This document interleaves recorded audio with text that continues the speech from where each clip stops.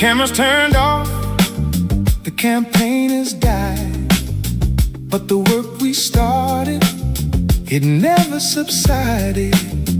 From the desert floor to the mountain height, we're shining the torch, we're bringing the light. 17 counties under one big sky, we're watching the records, we're asking them why. Oh, W4Nevada, the people's own desk, putting the truth to the ultimate test. For the school boards, the cities, the local town hall, we're showing up, brother, we're answering the call. From the receipts to the findings, we lay it all down. Accountability in every Nevada town. If the shadows are growing and you need some sun, bring it to us, now the healing's begun. Speak plainly, speak loud, let the truth be heard. We're keeping our promise, we're keeping our word.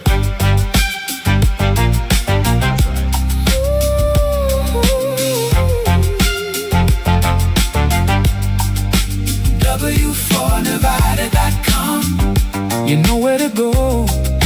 Call or text that number, let the power flow.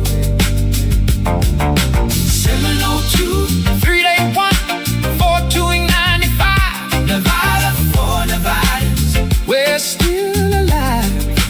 Power back to the people, power back to the people.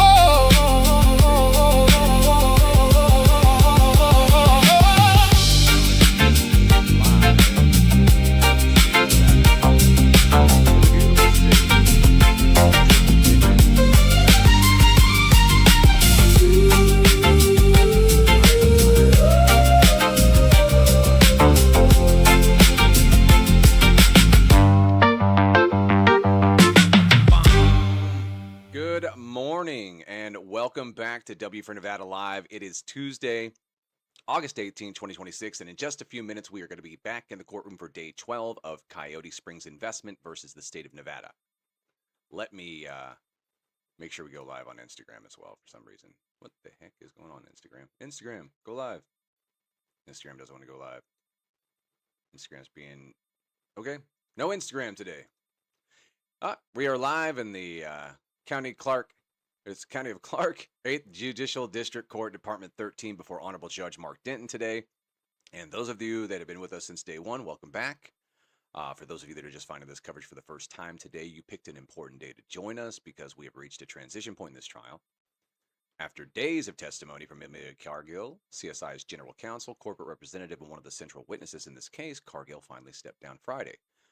CSI then called Alan Richards, a civil engineer with Stetson Engineers and CSI's water rights expert. Richards testified that he'd been with Stetson since '93, worked throughout his career on water-related engineering matters, holds professional engineering licenses in Nevada, and is a Nevada water rights surveyor.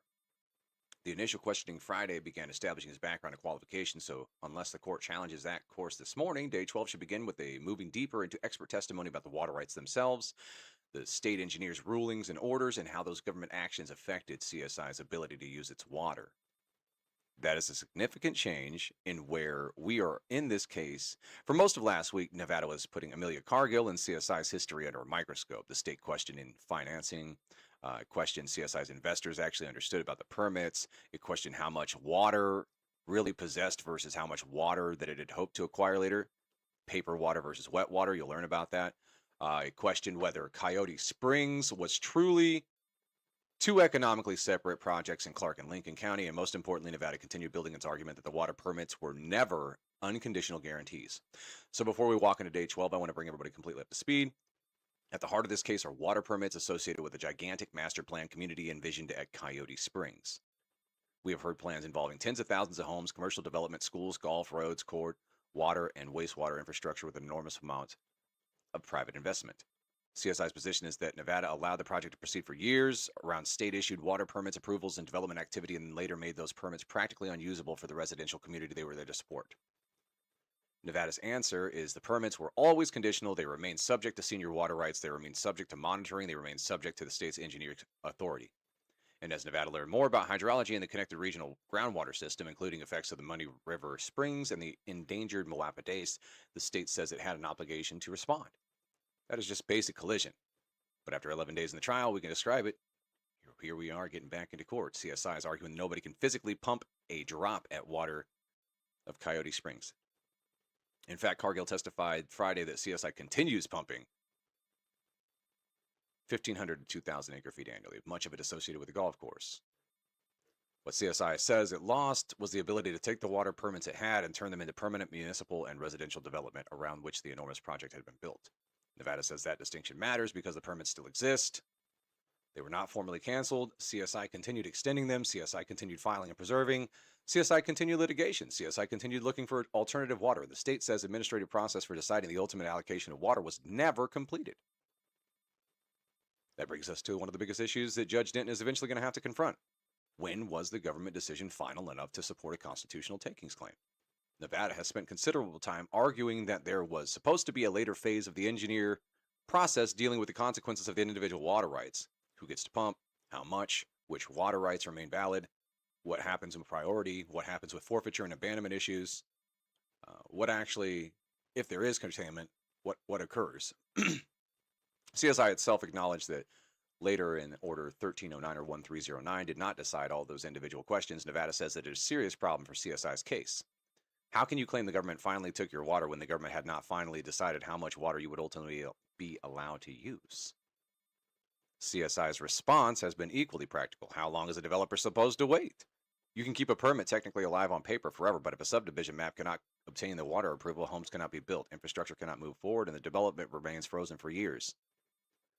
CSI says that the economic reality matters more than the label attached to the administrative process. That question remains unresolved. Judge Denton has not yet decided it. That last week, we moved heavily into investment-backed expectations, and this is where Nevada had a strong Friday morning.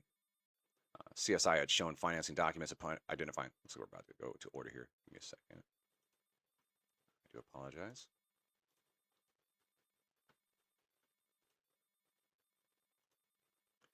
CSI had shown financing documents identifying approximately 4,140 acre-feet as water available to the project when the GID water was included. That's useful evidence because sophisticated lenders were looking at real water permits as valuable project assets, but Nevada turned those same findings and financing documents around. Schedules actually showed that Harvey Whittemore, Ultimate Vision, contemplated acquiring vastly more water over time. One schedule actually discussed roughly 147,595 feet. You heard that right, folks. 147,595 acre-feet of potential additional water within Coyote Springs Valley, along with possible supplies elsewhere. And the evidence contemplated a master plan approaching roughly 159,600 units across Clark and Lincoln County. The important distinction is this. CSI did not tell the banks that it already possessed 150,000 acre-feet for development. Those documents separated roughly 4,140 described as the available enormous quantities CSI hoped to acquire in the future. But Nevada point is that full Coyote Springs dream was always dependent upon acquiring much more water. Friday also gave Nevada another important piece of evidence, including Harvey Whittemore himself, returned a historical testimony from an earlier Tuffy Ranch proceeding. According to the transcript in court, Whittemore had acknowledged the possibility that pumping at Coyote Springs might have been reduced if pumping was shown to affect the springs or Malapadace. That matters more because Nevada has been arguing for nearly 2 weeks that the original investors understood regulatory risks that existed. CSI's response is important too, because Cargill said she understands Whittemore's statement if it means reductions, if an actual impact from Coyote Springs pumping was demonstrated. That is different from conceding that Nevada later could treat several separately administered basins as one priority system in exactly the manner CSI's continue challenging today. Again, Judge Denton has not resolved that issue. Friday also produced another phrase you're probably going to hear us talk about. Nevada introduced CSI's own CC&Rs, describing the planned Clark County portion of Coyote Springs. Seamless community across county lines. What does that mean? And why does that matter? Because CSI spent a lot of time distinguishing the Clark County portion of the project, which is central to this takings claim, from the Lincoln County property. Uh, CSI points to separate counties, separate taxes, separate governmental approvals, separate accounting structures, and other distinctions. And Nevada now has CSI's own document describing the overall development as a seamless community. Cargill's response was basically that seamless in appearance and community design does not necessarily mean economically and legally identical. That may sound technical, but it could become extremely important when damages are considered. What exactly is the relevant property? One massive integrated Coyote Springs economic project, or Coyote's specific prices that have to be valued and analyzed separately by county? That remains unresolved as well. And now we arrive at Alan Richards.